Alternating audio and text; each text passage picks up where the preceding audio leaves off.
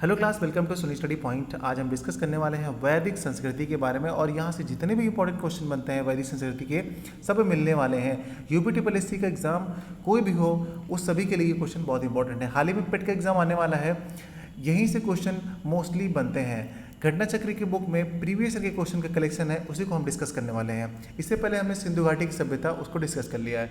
चलिए देखते हैं अपना पहला क्वेश्चन। निम्न में से कौन सा उपवेग नहीं है? उपवेग नहीं है तो इसमें से डी वाला आपका उपवेग नहीं है।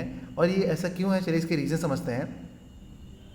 उपवेद मुख्यतः चार हैं। कौन कौन से? आयुर्वेद, गंधर्व वेद, शिल्प वेद या स्थापत्य वेद, और लास्ट वाला है आपका शस्त्र शास्त्र वेद या फिर धनुर्वेद। ये चार आपके कौन से हैं?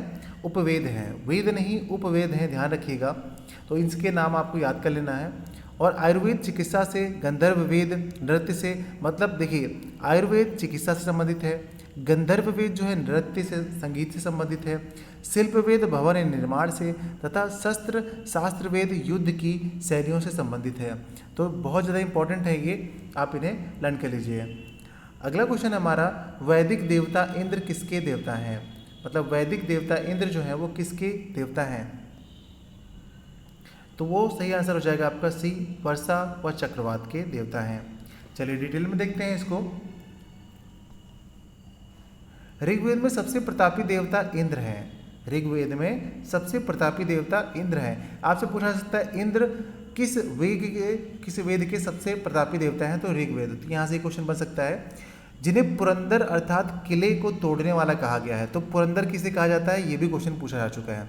इंद्र आर्यों के युद्ध नेता के रूप में चित्रित हैं, जिसने असुरों से लड़ने में आर्य सैनिकों का नेतृत्व किया और उन्हें विजय दिलाई।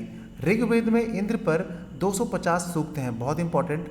वह बादल के देवता माने गए हैं जो वर्षा कराते हैं। तो ये सारे के सारे जो एक एक लाइन बताई गई यहाँ पर वो सभी बहुत इंपॉर्टेंट है। सभी के सभी जो है ना किसी न किसी एग्जाम में पूछे जा चुके हैं, ठीक है। तो इनमें से एक एक लाइन आपको बहुत अच्छे से याद कर लेनी है। इसीलिए मैं कहता हूँ कि ये बुक बहुत अच्छी है, क्योंकि साथ ही साथ में इन्होंने वो बिल्कुल डिटेल वाला डेटा जो कि सिर्फ एग्जाम के पर्पस के लिए आपके इंपॉर्टेंट है बस, और बाकी चीज़ें इसमें नहीं बताई गई हैं। तो इसीलिए बहुत सारा पढ़ने से अच्छा मेरा कि एक आपके लिए आइडिया है, ठीक है, सलाह है कि भाई ये सबसे पहले बहुत सारा ना पढ़ें, क्योंकि बहुत सारा पहले पढ़ चुके होंगे, अब टाइम बहुत कम बचा है। सिर्फ वो फैक्ट पढ़ें जो कि बार बार एग्जाम में पूछा जाता है। तो आप देखिएगा कि इसी से क्वेश्चन मिल जाते हैं। क्वेश्चन नंबर 3 देखेंगे। पंचगव्य में निम्नलिखित में से क्या सम्मिलित नहीं किया जाता? तो गाय से संबंधित जो भी चीज़ें होती है, गाय का दूध होगा, गाय का घी होगा, गाय का गोबर होगा, जो भी गाय से संबंधित होगी वो सब कुछ पंचगव्य में सम्मिलित किया जाता है। लेकिन तुलसी इसका पार्ट नहीं है, तो सही आंसर हमारा तुलसी हो जाएगा, क्योंकि पूछा गया था ना कि कौन सा पार्ट इसमें नहीं है। चलिए डिटेल में देखते हैं। देखिए, गाय के दूध, दही, घी, मूत्र और गोबर से निर्मित पदार्थ पंचगव्य कहलाते हैं, मतलब जो भी गाय से मिलता है। आयुर्वेद में इसे औषधि मान्यता प्राप्त की है, मतलब औषधि माना जाता है। तुलसी पंचगव्य का हिस्सा नहीं है, तो ये आप ध्यान रखिएगा। अगला क्वेश्चन हमारा, महाजनी प्रथा का सर्वप्रथम उल्लेख निम्नलिखित में से किस प्राचीन ग्रंथ में हुआ है? तो ये सभी को याद होगा, शतपथ ब्राह्मण में। अगला क्वेश्चन देखते हैं, उससे पहले इसकी थोड़ी डिटेल देख लेते हैं। महाजनी प्रथा का सर्वप्रथम उल्लेख शतपथ ब्राह्मण ग्रंथ में हुआ है। इसमें सूदखोर को कुशी दिन कहा गया है, तो ये आपको ध्यान रखना है, सूदखोर को कुशी दिन कहा गया है। अगला प्रश्न है हमारा 5वां, शतपथ ब्राह्मण और तैत्तिरीय ब्राह्मण डैश के ब्राह्मण मूल पाठ हैं। सही आंसर हो जाएगा यजुर्वेद। तो ये क्या? यजुर्वेद के ब्राह्मण मूल पाठ हैं। शतपथ ब्राह्मण और तैत्तिरीय ब्राह्मण यजुर्वेद ब्राह्मण मूल पाठ हैं। शुक्ल यजुर्वेद के रचयिता वाज सनेय याज्ञवल्क्य माने जाते हैं, यानी कि वाज सनेय याज्ञवल्क्य माने जाते हैं। इनका नाम आपको ध्यान रखना है। अगला क्वेश्चन, वेदों के गद्य प्रकरण क्या कहलाते हैं? जो वेद होते हैं उनके अगर गद्य प्रकरण हैं तो उनको क्या कहा जाता है? तो उन्हें हम ब्राह्मण कहते हैं। वेदों के गद्य प्रकरण ब्राह्मण कहलाते हैं। क्या कहते हैं? ब्राह्मण। ऋग्वेद में ब्राह्मण ग्रंथ ऐतरेय, कौशितकी, यजुर्वेद के शतपथ और तैत्तिरीय सामवेद का, पंचविंश अथर्ववेद का गोपथ है। तो ये सब आप ध्यान रखिएगा, ठीक है, किस वेद का कौन सा इंपॉर्टेंट है, ठीक। तो ये सब चीज़ें आपको ध्यान रखना है। ब्राह्मण ग्रंथ के जैसे बताया गया यहाँ पर ऐतरेय और कौशितकी, तो ये चीज़ें आपको ध्यान रखनी है। तो देखिए अगला प्रश्न हमारा है सातवां, प्राचीनतम वेद कौन सा है? तो प्राचीनतम वेद पूछा गया है, तो आपको पता है कौन सा? ऋग्वेद। ऋग्वेद जो है हमारा कौन सा है? प्राचीनतम वेद है। अगला क्वेश्चन देखते हैं, उससे पहले थोड़ी डिटेलिंग और कर लेते हैं। देखिए, प्राचीनतम वेद जो है हमारा कौन सा? ऋग्वेद है। कौन सा? ऋग्वेद। अन्य तीन वेद यजुर्वेद, सामवेद, अथर्ववेद हैं। ऋग्वेद में यज्ञ देवताओं का आह्वान करने के लिए मंत्र हैं। यह सनातन धर्म का आरंभिक स्रोत है।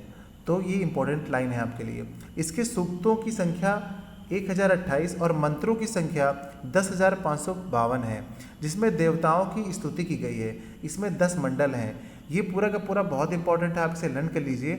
यहाँ से एक मतलब क्वेश्चन अगर इस वेद से आता है, वैदिक सभ्यता से आता है, तो यहाँ से आने के बहुत चांसेस रहते हैं। चलिए अगला देखते हैं। ऋग्वेद में निहित गायत्री मंत्र किस देवता को समर्पित है? बहुत ज़्यादा बार पूछा गया है, हालांकि इसमें सिर्फ 15 का दिखाया गया, बहुत ज़्यादा बार पूछा गया है। ये सावित्री, ठीक है। तो किसको, किस देवता को? तो सावित्री को समर्पित है। किसको? सावित्री को। चलिए इसके बारे में थोड़ी डिटेलिंग कर लेते हैं। ऋग्वेद में निहित गायत्री मंत्र सावित्री देवता यानी कि सूर्य देवता को समर्पित है। ध्यान रखिएगा, सूर्य देवता यानी सावित्री देवता भी कहते हैं इन्हें। ऋग्वेद के तीसरे मंडल में गायत्री मंत्र का वर्णन किया गया है, जिससे किसने रचित किया था? विश्वामित्र द्वारा रचित माना जाता है, ठीक है। तो ये माना जाता है, तो आप विश्वामित्र को ही सही टिक लगाएंगे। रामायण में मांडवी किसकी पत्नी थी? तो रामायण में जो मांडवी थी वो भरत की पत्नी थी, जो कि राम के भाई थे भरत। उनकी रामायण में मांडवी भरत की पत्नी थी, जबकि सीता भगवान राम की पत्नी थी, और उर्मिला लक्ष्मण की पत्नी थी, और जो श्रुति कीर्ति है वो शत्रुघ्न की पत्नी थी। क्योंकि 4 भाई थे ना, तो चारों भाइयों की पत्नियों के नाम ये हैं। तो आप इन्हें याद कर लीजिए, ये भी इंपॉर्टेंट है। महाभारत में वर्णित कुरुक्षेत्र की लड़ाई कितने दिन तक लड़ी गई थी? बहुत इंपॉर्टेंट है ये, वेरी वेरी इंपॉर्टेंट है। तो ये लड़ी गई थी कितने दिन तक? 18 दिन तक चली थी ये लड़ाई। देखिए यहाँ पर थोड़ी डिटेलिंग करते हैं। महाभारत में वर्णित कुरुक्षेत्र युद्ध का कौरवों और पांडवों के मध्य हस्तिनापुर साम्राज्य के सिंहासन की प्राप्ति के लिए लड़ा गया था। तो यह ध्यान रखिएगा, हस्तिनापुर के लिए। यह युद्ध 18 दिन चला गया था। और ये किस राज्य में पड़ता है? तो ये आपका हरियाणा में पड़ता है। अगला जो डिस्कस करने वाले हैं हम लोग, बौद्ध धर्म और गौतम बुद्ध, इन दोनों धर्मों के बारे में। मतलब जो बौद्ध धर्म है वो गौतम बुद्ध ने ही मतलब इसकी स्थापना करी थी। तो इसके बारे में हम लोग डिस्कस करेंगे अगले वीडियो में। और एक प्रश्न है आपके लिए, देखिए, निम्नलिखित में से कौन सा बौद्ध पवित्र स्थल निरंजना नदी पर स्थित था? बोध गया, कुशीनगर, लुम्बिनी और ऋषिपत्तनम। तो सही आंसर आप हमें कमेंट करके बताइए। अगले वीडियो में मिलते हैं सही आंसर के साथ और डिटेल में इसका डिस्कस करेंगे। Thank you.